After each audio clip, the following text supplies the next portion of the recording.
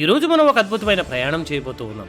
అయితే ఈ ప్రయాణానికి మీకు టికెట్ అక్కర్లేదు, వీసా అక్కర్లేదు. కేవలం మీ ఊహాశక్తి, కొంచెం ఆసక్తి ఉంటే చాలు. మనం కాలగమనంలో కొన్ని వేల ఏళ్ల వెనక్కి వెళదాం. మీకు ఎప్పుడైనా ఇలాంటి సందేహం వచ్చిందా? మనం చిన్నప్పటి నుండి సండే స్కూల్లో, చర్చిల్లో మోషే గురించి, ఐగుప్తులో చేసిన అద్భుతాలను గురించి, ఎర్ర సముద్రం రెండుగా చీలిపోవడం గురించి వింటూనే ఉన్నాం. కానీ ఈ రోజుల్లో ఉన్నటువంటి సోషల్ మీడియాలో కానీ, కొంతమంది చదువుకున్న వారిలో కానీ ఒక మాట తరచూ వింటూ ఉంటాం. అదంతా కేవలం ఒక కథ మాత్రమే, దానికి ఆధారాలు లేవు అని. మోషే అనేటువంటి వ్యక్తి అసలు ఉన్నాడో లేదో కూడా ఎవరికీ తెలియదు అని.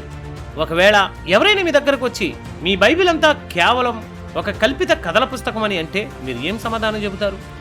మీరు ఎప్పుడైనా ఆలోచించారా?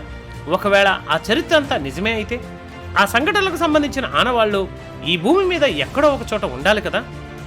ఐగుప్తు పిరమిడ్ల మధ్యనో, సీనాయి అరణ్యంలోని ఇసుక తిన్నెల క్రిందనో ఏదో ఒక సాక్ష్యం దాగి ఉండాలి కదా. నిజమే, ఈరోజు సైన్స్ మరియు ఆర్కియాలజీ మట్టి పొరలను త్రవ్వి తీస్తున్న కొద్దీ బైబిల్లో ఉన్న అక్షరం ఎంత సత్యమో బయటపడుతూ ఉంది.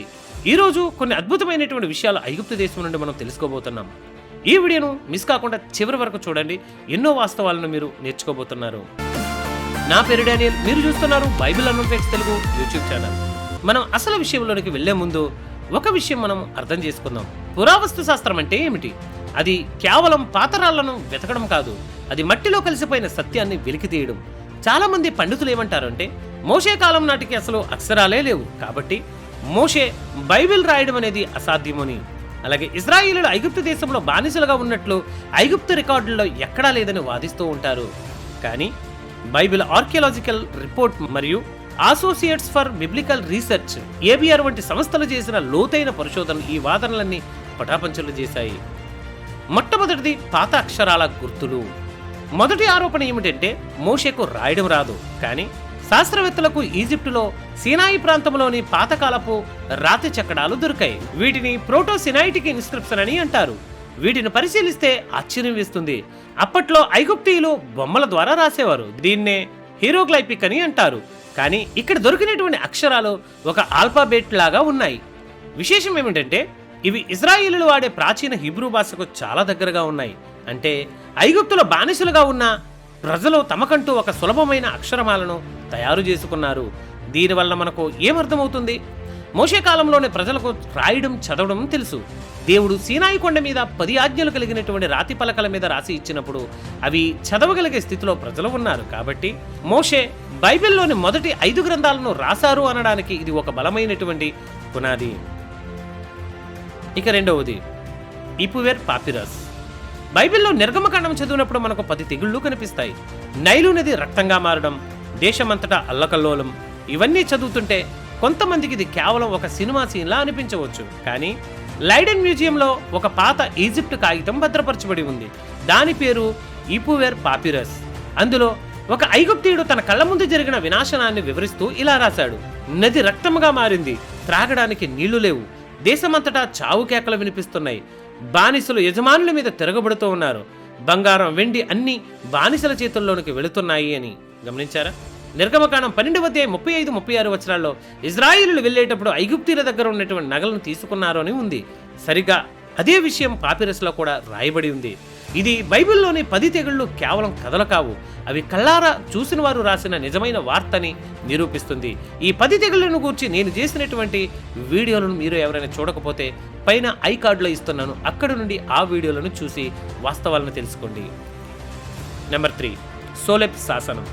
మీకు తెలుసా, దేవుని పేరైనటువంటి యెహోవా అనేటువంటి పదం బైబిల్లో బయట ఎక్కడైనా ఉందా అని చాలామంది వెతికారు. సూడాన్ దేశంలోని సోలేబ్ అనే ప్రాంతంలో ఒక పాత ఈజిప్ట్ ఆలయం ఉంది. అక్కడ ఒక స్తంభం మీద ఐగుప్తు రాజులు తాము జయించిన దేశాల పేర్లు చెక్కించుకున్నారు. అందులో ఒక చోట యావే ప్రజల దేశం అని రాయబడి ఉంది. ఇది క్రీస్తుపూర్వం 1400 ఏళ్ల నాటిది. అంటే ఇజ్రాయేలులు అరణ్యంలో తిరుగుతున్న కాలం లేదా కనానులో ప్రవేశిస్తున్నటువంటి కాలం. ఐగుప్తు దేశపు రాజులకు కూడా మన దేశపు పేరు తెలుసు అని చెప్పడానికి ఇంతకంటే పెద్ద సాక్ష్యం ఏం కావాలి? మన దేవుడు రహస్యంగా ఎక్కడో ఉన్న దేవుడు కాదు, చరిత్రను శాసించినటువంటి దేవుడు. Number 4, Merneptah stele. దీనినే మెర్నిప్తా శిలాశాసనం అని అంటాం. బైబిల్ విమర్శకులు ఒకప్పుడు ఏమన్నారంటే ఇజ్రాయిల్ అనేటువంటి దేశం అసలు ఆ కాలంలో లేనేలేదు అని.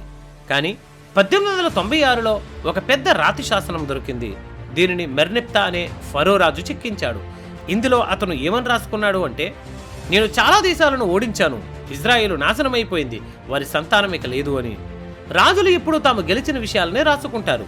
ఇక్కడ ముఖ్యమైనటువంటి విషయం ఏమిటంటే, ఒక ఐగుప్తు రాజు తన రికార్డులో ఇజ్రాయేల్ అనే పేరును స్పష్టంగా వాడాడు. అంటే క్రీస్తు పూర్వం 1200 ఏళ్ల నాటికే ఇజ్రాయేల్ ఒక బలమైన జాతిగా ఆ ప్రాంతంలో ఉన్నారని అన్య దేశపు రాజులే ఒప్పుకున్నారు. బైబిల్ చరిత్రకు ఇది ఒక ఐరన్ గేట్ లాంటి సాక్ష్యం. పాయింట్ నెంబర్ 5, దేవుని గుడారం, ఐగుప్తు పోలికలు. దేవుడు మోషేకు అరణ్యంలో ఒక గుడారాన్ని నిర్మించమని చెప్పాడు. ఆ గుడారం యొక్క కొలతలు, దాని లోపల బయట ఉన్నటువంటి అమరికలు, మందసం ఉంచేటువంటి విధానం, ఇవన్నీ చూస్తుంటే ఒక వింతైన విషయం బయటపడింది. ఆ కాలపు ఐగుప్తు రాజులు, ముఖ్యంగా రామ్సెస్ II వంటి వారు యుద్ధానికి వెళ్ళేటప్పుడు సరిగ్గా ఇలాంటి గుడారాలనే వాడేవారు. దాని అర్థం ఏమిటంటే, దేవుడు మోషేకు అర్థమయ్యే రీతిలోనే తన నివాసాన్ని నిర్మించమన్నాడు. మోషే ఐగుప్తు రాజభవనంలో పెరిగాడు కాబట్టి అతనికి ఆ రాజమర్యాదలు, ఆ గుడారపు పద్ధతులు బాగా తెలుసు. అందుకే దేవుడు ఆ పద్ధతులను ఉపయోగించి తన పరిశుద్ధతను ప్రజలకు వివరించాడు. బైబిల్ రచయితకు ఐగుప్తు సంస్కృతి ఎంత బాగా తెలుసో ఇది మనకు నిరూపిస్తూ ఉంది. పాయింట్ నెంబర్ 6, ఐగుప్తులో బానిసల పేర్లు. అసలు ఇజ్రాయేలులు బానిసలుగా ఉన్నట్టు రుజువు ఏంటి అని అడిగేవారికి ఇది ఒక పెద్ద షాకింగ్ న్యూస్. బ్రూక్లిన్ మ్యూజియంలో ఒక పాత పత్రం ఉంది. అది ఒక ఐగుప్తు యజమాని దగ్గర తన దగ్గర పనిచేసినటువంటి బానిసల యొక్క పేర్లు రాసుకున్నటువంటి లిస్ట్. ఆ లిస్టులో ఉన్నటువంటి పేర్లు చూస్తే మీకు ఆశ్చర్యం అనిపిస్తుంది. అందులో మెనహేము, ఆషేరు, షిప్రా, నిర్గమకాండం 1:15లో ఉన్నటువంటి దాత్రి పేర్లు, ఇలాంటి పేర్లు ఈ పత్రంలో ఉన్నాయి. ఇవి ఐగుప్తు పేర్లు కావు, ఇవి హిబ్రూ పేర్లు. అంటే ఐగుప్తీల ఇళ్లలో హిబ్రూ మాట్లాడే బానిసలు పనిచేశారని ఇది ఒక ప్రత్యక్ష సాక్ష్యం. బైబిల్లో చెప్పినట్లుగా గోషెను ప్రాంతంలో ఇజ్రాయేలు విస్తరించి బానిసలుగా పనిచేశారనేది ఒక చారిత్రక వాస్తవం ఇది. పాయింట్ నెంబర్ 7, బైబిల్లో ఐగుప్తీల మాటలు. ఇది కొంచెం లోతైన విషయం. ఒక వ్యక్తి అమెరికాలో ఉండి తెలుగు గురించి రాస్తే అతని రాతలో ఇంగ్లీష్ పదాలు దొరుకుతాయి. అలాగే మోసే రాసిన బైబిల్ మొదటి 5 గ్రంథాల్లో, తోరాలో చాలా చోట్ల ఐగుప్తు పదాలు కనిపిస్తాయి. ఉదాహరణకి నైలు నదిని పిలిచేటువంటి విధానం, కొలతలు, ఆచారాలు ఇవన్నీ ఐగుప్తు భాషలో ఉన్నట్లుగానే ఉన్నాయి. వేల ఏళ్ల తర్వాత ఎవరో కూర్చొని ఈ కథలు రాస్తే ఇన్ని ఐగుప్తు పదాలు వాడడం సాధ్యం కాదు. ఇది మోషే రాసినటువంటి బైబిల్ అని అనడానికి, ఆయన ఐగుప్తు దేశంలో విద్యావంతుడిగా పెరిగాడని చెప్పడానికి ఒక అంతర్గత సాక్ష్యం. పాయింట్ నెంబర్ 8, ఆవారిస్ నగరం. నైలు నది డెల్టా ప్రాంతంలో ఆవారిస్ అనేటువంటి చోట త్రవ్వకాలు జరిగినప్పుడు అక్కడ వేరే దేశం నుండి వచ్చిన వారు, అనగా సెమిటైస్ నివసించినట్లు తెలిసింది. వారి ఇళ్ల నిర్మాణం, వారు వాడినటువంటి పాత్రలన్నీ కనాను దేశపు పద్ధతిలో ఉన్నాయి. బైబిల్లో చెప్పిన గోషెను ప్రాంతం ఇదే. ఇజ్రాయేలీలు మొదట అతిథులుగా వచ్చి ఆ తర్వాత అక్కడ బానిసలుగా మారినట్లు ఆ మట్టి పొరలు చెబుతూ ఉన్నాయి. ఒకప్పుడు అక్కడ జనాభా విపరీతంగా పెరిగిపోయిందని, ఆ తర్వాత అకస్మాత్తుగా నగరం ఖాళీ అయిపోయిందని కూడా ఆధారాలు ఉన్నాయి. ఆ అకస్మాత్తుగా ఖాళీ అవ్వడం అంటే ఏంటో తెలుసు కదా, అదే నిర్గమనము.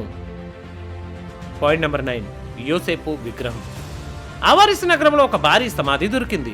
అందులో ఒక విగ్రహానికి సంబంధించిన ముక్కలు దొరికాయి. ఆ విగ్రహం ఒక విదేశీయుడిది. విశేషం ఏమిటంటే ఆ విగ్రహం మీద రంగురంగుల చొక్కా గుర్తులు ఉన్నాయి. బైబిల్లో యోసేపుకు తన తండ్రి రంగురంగుల అంగీని ఇచ్చాడని మనకు తెలుసు. అలాగే ఆ విగ్రహం జుట్టు పద్ధతి ఐగుప్తీయులది మాత్రం కాదు, అది ఆసియా ఖండం వారిది. ఐగుప్తులో ఒక విదేశీయుడు ప్రధానమంత్రి స్థాయికి వెళ్ళి ఇంత గౌరవం పొందాడు అంటే అది ఖచ్చితంగా యోసేపు చరిత్రనే గుర్తు చేస్తుంది. ఈ యోసేపునే ఐగుప్తీయులు ఇమ్హోటెప్ అని పిలిచేవారు. ఈ ఇమ్హోటెప్ గురించి నేను చేసినటువంటి ప్రీవియస్ వీడియోస్ ఎవరైనా చూడకపోతే మన ఛానల్లోకి వెళ్ళండి, లేదా ఐకార్డ్లో చూడండి. పాయింట్ నెంబర్ 10, బెర్లిన్ పీఠం. చివరిగా బెర్లిన్ మ్యూజియంలో ఒక రాయి ముక్క ఉంది. దాని మీద 3 ఖైదీల బొమ్మలు ఉన్నాయి. వారి క్రింద ఆయా దేశాల పేర్లు ఉన్నాయి. అందులో ఒక పేరు సరిగ్గా చదవడానికి కూడా కొంచెం పాడైపోయింది. కానీ అధునాతన టెక్నాలజీతో దాన్ని పరిశీలించినప్పుడు అది ఇజ్రాయేలు అని తెలిసింది. ఇది మెర్నిప్తా శాసనం కంటే 100 ఏళ్ల ముందే చెక్కబడింది. అంటే ఇజ్రాయేలులు ఐగుప్తు నుంచి బయటకు వచ్చిన క్రొత్తలో ఒక ప్రత్యేక జాతిగా ప్రపంచానికి తెలుసు. బైబిల్ కాలక్రమం ఎంత పక్కాగా ఉందో ఈ యొక్క శాసనం నిరూపిస్తుంది. చూశారు కదా, ఈ 10 ఆధారాలు మనకు ఏం చెబుతున్నాయి?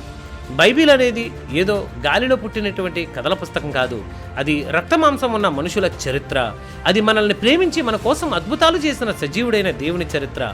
ఈ లోకం మనల్ని గేలి చేయవచ్చు, మీ నమ్మకాన్ని హేళన చేయవచ్చు, కానీ కానీ గుర్తుంచుకోండి, ఆకాశమును భూమి గతించిపోవును గాని దేవుని మాటలు ఏమాత్రం గతించిపోవు. మత్తయి సువార్త 24వ అధ్యాయం 35వ వచనం మాట చూడొచ్చు.